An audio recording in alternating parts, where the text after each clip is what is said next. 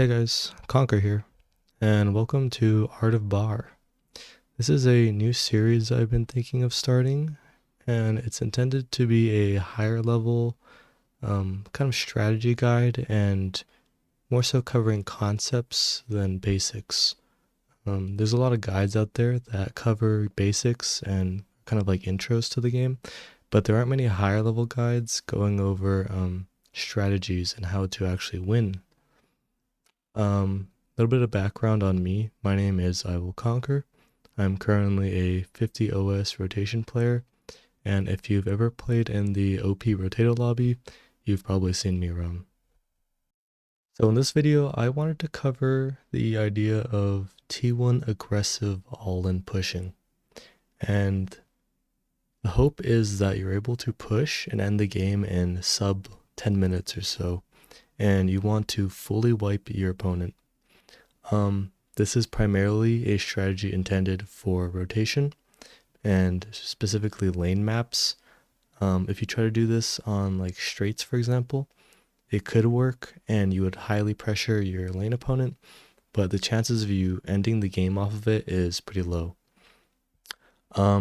Before we actually get into the strategy and how to aggressively tier 1 push, first we're going to cover which faction should you play. Simple answer is Armada. Armada has a lot of really strong units, including like Centurion and Janus, that are basically designed for hunting and killing commanders. You can play Cortex if you want, but Cortex is more of a zoning and a area control faction, at least how it feels. Armada has the tools to really get in deep and to execute your opponent quickly and efficiently. Next, before we actually get into the replay analysis and explaining the forward lab and the pushing process, I want to click disclaimer about LLTs. LLTs to newer players are often a bait, and they're a massive mental trap for people. A lot of times people will spam LLTs and make these dense forests of like 5 to like, I've seen even like 10 plus LLTs just spammed on the front line. These LLTs don't actually achieve anything, and they're basically just cannon fodder for rocket bots or artillery. They are kind of expensive, being at like 75 metal a piece, considering that they're sitting targets to be shot down. LLTs, in my opinion, are only to be used to secure flanks and block off chokes that you think pawns or grunts or ticks might try to run through. Don't spam them, and in fact, it's actually best if you build them slightly back out of the line of fire from rocket bots and artillery. You want them to be there as a safety measure, not an aggressive zoning tool. Next, I want to talk about the most important piece of T1 aggressive all-inning. It is the forward lab. Building your lab forward from its original starting position in the back of the map exponentially increases your pressure you're able to output on your opponent. When you have your lab in the back of the map, you have to slowly conga line all of your units to the front of the map. And as you can see in the picture, this can result in literally thousands of metal of units slowly waddling to the front. And every second those units spend walking is another second they're not spending shooting, pressuring your opponent, and winning the game. So in order to maximize the pressure you can apply to your opponent, you want to build a forward lab. And this example actually gets even more extreme if you, for example, eat a lot of reclaim and now you're suddenly pumping out tons of units back to back to back. The conga line from the back of your base to the front of the map will be absolutely insane. So in this guide, we'll cover how to make the forward lab and what you should be looking for when you make it. The one thing I do want to talk about now in relation to forward lab is the 40% mark line I have there on the picture. 40% is just a representation of how far into the map you are. If we assume 50% is at the midpoint line, you want to build your lab at around the 40% mark.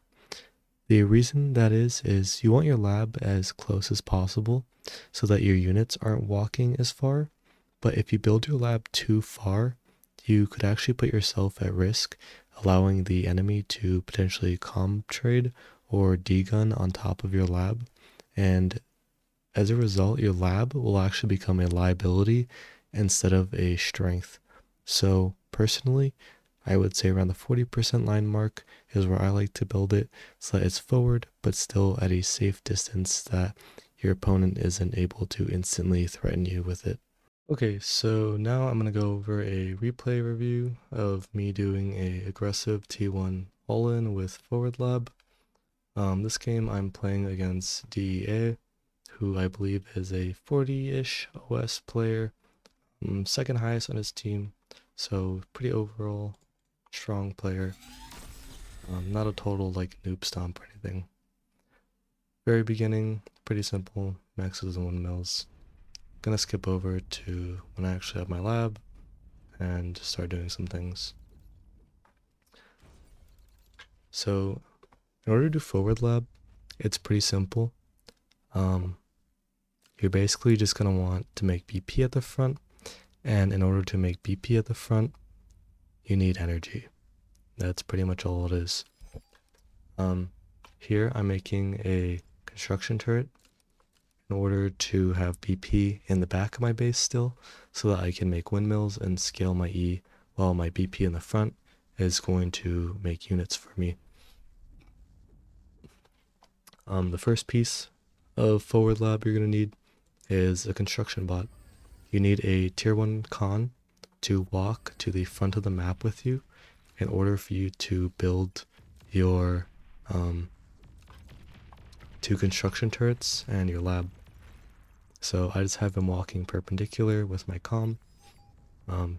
Your construction bot walks a little bit slower and builds a little bit slower than your commander, so you're going to want to give him less buildings to make and try to get him to the front at roughly the same speed as your commander.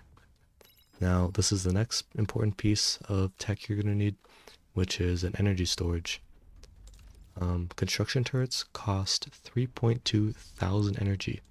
That's quite a lot, so I like to make an e-store before I make my 2 con turrets so that I can just pump all my energy that I need into these 2 con turrets. The whole time while I'm making my con turrets, I still have units coming out of my lab so that my metal bar isn't going to overflow and fill up. And once I start making my con turrets, I'll actually start eating my lab with a reser. So now my energy bar is full. All I gotta do is use my commander to build the first construction turret, and sometimes I'll use it to build the second. Other times you can also just walk your commander away. Typically I'm building 2 construction turrets, but this game I opted for 3 just because it's Tartar Step, and I already have a ton of metal. You're like plus 30 metal 5 minutes into the game. Tartar is a bit of an exaggeration, so I'm just gonna have more units and everything than normal. You'll notice this game I opted for bots. I think general rule of thumb, if the map is large and flat, you can play vehicles, otherwise play bots. Vehicles do work here fine, but personally I just opted for bots and decided I wanted to play rocket bots. So first thing that came out was a Centurion. I have my ticks that were guarding my front of the base originally, and now we just have pure rocket bot spam in our queue. This right here is exactly why I say to play ARM over Cortex. Centurions are just so powerful, and they're able to push forward against grunts and pawns basically without any resistance. Similarly, if we look at ticks and what makes the ticks so strong, they have an LOS of 600 versus rocket bots have an LOS of 338 but a range of 475. So a lot of times your rocket bots will just be firing blindly at radar blips and potentially missing their shots. but if you have ticks with your radar bots, they'll have perfect LOS and they'll be able to direct shot all of their targets. So ideally, you just want to have a line of ticks like this right behind your rocket bots to give them vision, and have your Centurion pushing up in the front like this. Just continuing brainless rocket bot spam, continually pushing and trying to pressure my opponent. So when you're actually pressuring your opponent, you want to make sure you're constantly using all of your units at all times. Your ticks should always be giving vision. Your Centurions should always be either pushing or defending against grunts and others kind of units doing run-bys. And your rocket bots ideally should always be shooting and aiming for high priority targets. So what I mean by high priority targets, typically I will target my rocket bots onto LLTs and commanders because LLTs are stationary and really easy to pop, and they open up flanks to your Centurion and your ticks to potentially raid and kill rocket bots on the side. And also, I really like to target down commanders. Your commander is one of your most important resources in your push. The commander is able to heal, he's able to build radar, sentries, he's basically a walking LLT, and he can spam D-gun. If you target down a commander and deal a large chunk of damage, it's actually really hard to heal that.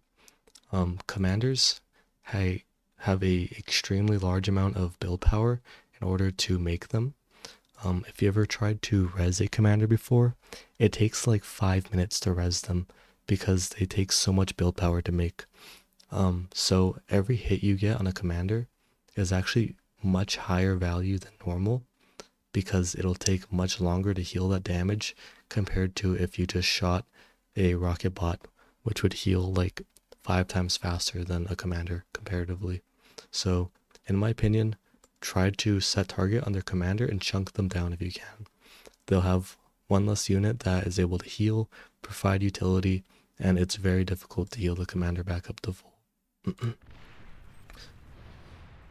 So just continuing, trying to dodge with my Centurion, keep it active. Here I'm actually positioning my commander on the bottom. I want him to push forward and defend against rocket bots and grunts attacking my rocket bots on the side, and I want my Centurion on the top defending my rocket bots. The rocket bots are the center of your push, and they're the main things doing damage and pressuring your opponent. Here I make a little bit of a mistake. I get my commander a bit lower than I should, but overall it's fine.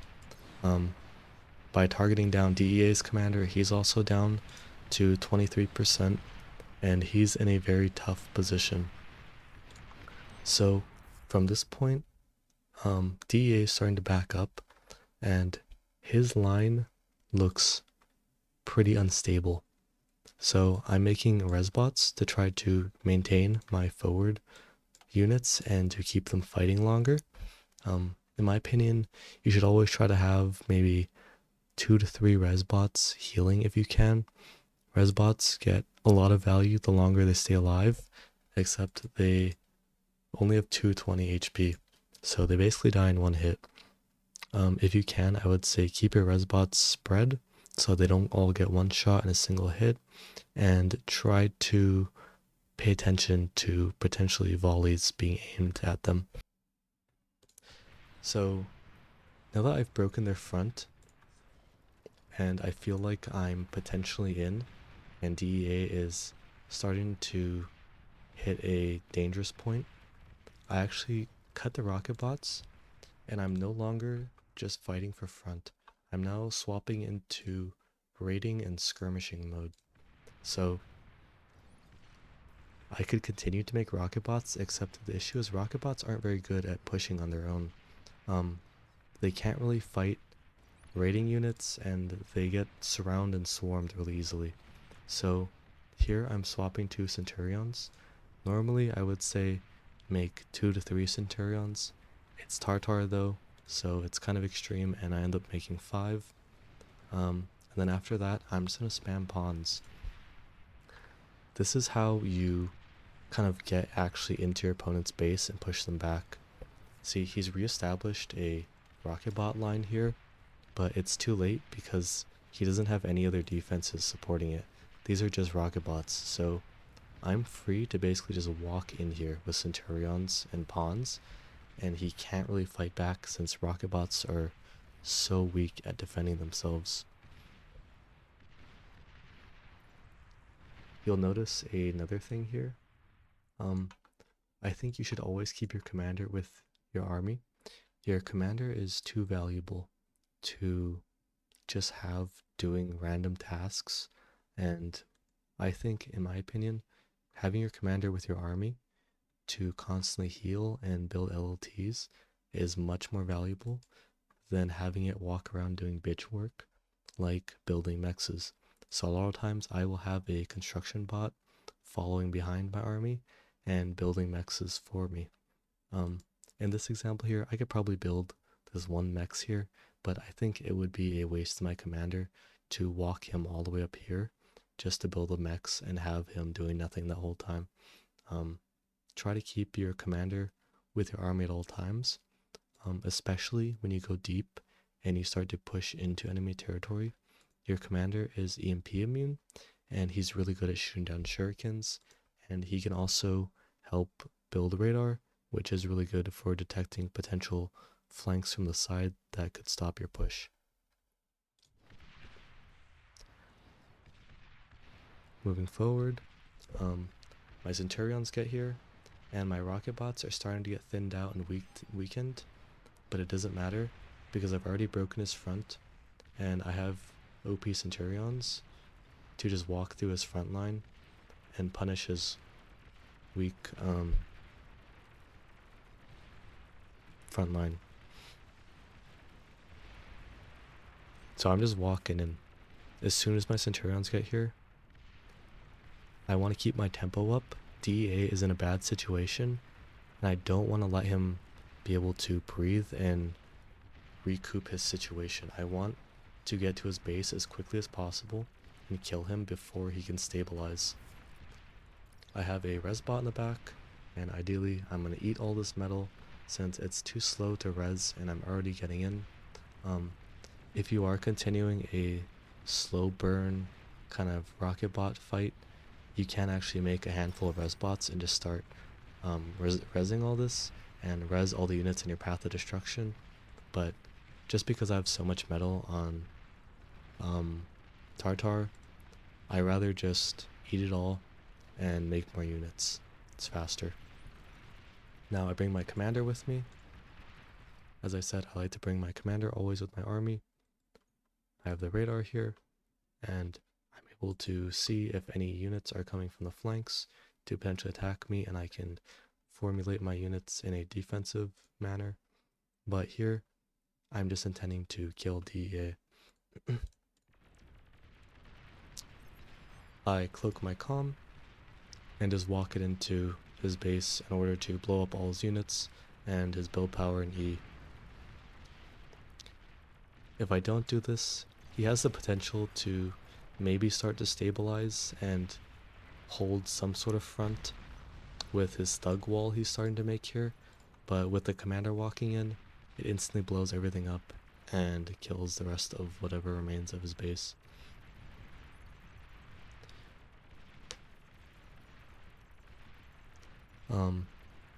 I think another part of understanding aggressive T1 is knowing when to quit. I've killed my lane opponent fully, and here I'm going to continue to make pawns in order to finish off his comm, and I want to try to raid white up here and see if I can get more damage done. Eventually though, I'm going to realize this is not possible because orange starts to send units down and fiends start to come down into my lane. We'll see this from here. I'm still trying to raid, making units, and fiends come in. I think if tier 2 units start to come into your lane, you need to call it quits and fall back. If you haven't killed your lane opponent yet, and tier 2 units already start to come into your lane, you still need to call quits and fall back, because you'll inevitably lose the efficiency war and you'll end up feeding. If, let's say I was still at this line and I was still fighting DEA with rocket bots and these fiends started to come, I would actually pull back, bring all my units back, and I would start eating them and try to use them to transition into tier 2. It's better you eat your own units and use that metal than feed it into tier 2 units and potentially boost your opponent. Now this is pretty much the end of the aggressive tier 1 all-in phase. This game actually goes on for a while despite me killing my lane opponent, but I think the main ideas were shown here. I'll just speed this game up in the background. Overall, the main takeaways I think are to build forward lab, get that early E, make your con turrets, and pump out units. Always keep your units active. Everyone should be doing something, whether it's giving vision, your commander healing, your rocket bots shooting or dodging. Try to keep everything as active as possible and contributing to the front lines. Other than that, I think this isn't, you shouldn't take this guide as Bible and have to follow exactly everything that I say. This is more so a blank template I'm trying to lay out here and what works for me. Feel free though, if you want to play vehicles, go for vehicles. If you hate rocket bots and you want to play core and do thug pushes, go ahead, try that as well. I think there's a lot of potentially viable strategies in tier 1, but for me, what I find best and what I like to do and I tend to win on is rocket bot all-ins and then transitioning into Centurion pawn raids. Overall, I think main topic here, or main takeaway, is forward lab, and then from there, be aggressive and try to keep your damage efficiency up. Thanks for watching, guys. If you have any other ideas or things you want me to talk about or explain that you've seen me or other high players do, I'm more than willing to go over different kinds of topics, and just let me know in the comments maybe what you'd like to see. Thanks for watching, guys, and have a good day.